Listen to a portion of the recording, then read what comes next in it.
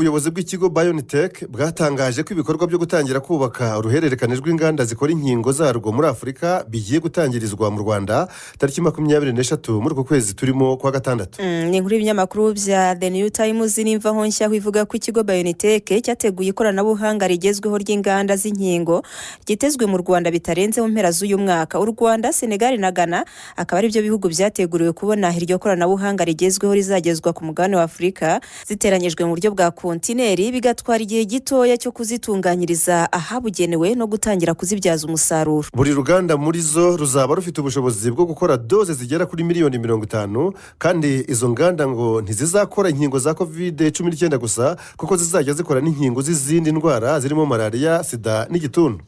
Ubuyobozi bwa BioNTech bukavuga ko izo kontineri zizaba zageze i Kigali hagiye gutangira gutunganywa bitarenze mu mpera z'umwaka 2022 nk'uko bigaragara mu itangazo ryashyizwe ahagaragara n'icyo kigo BioNTech. Icyo kigo cyakoze inkingo zakoreshejwe mu bihugu byinshi byo mu burengerazuba bw'isi ku bufatanye na Pfizer mu ntangiriro z'uyu mwaka, nibwo rero cyatangije gahunda yo gufasha ibihugu bya Afurika kwikorera inkingo n'indi miti, ariko kigakomeza gukurikirana imikorere y'izo nganda zizajya zitanga umusaruro ufite ibirango by'uko wakorewe nyine muri Afurika. Ubuyobozi bwa BioNTech bukaba bwizeye ko izo nganda nizimara kuzura zizatanga umusaruro ufite ireme ryizewe mu ruhando mpuzamahanga jondanye, bikazafasha guhaza ubusabe bw'inkingo n'indi miti bikenerwa mu bihugu bya Afurika buri mwaka. Akasavera byitezwe ko buri ruganda ruzaba rwubatswe ku buso bwa metero kare 800, aho ruzashyirwa hose rukaba rugizwe na kontineri 12 zigabye mu byiciro bibiri, ahatunganyirizwa imiti n'ahatunganyirizwa inkingo.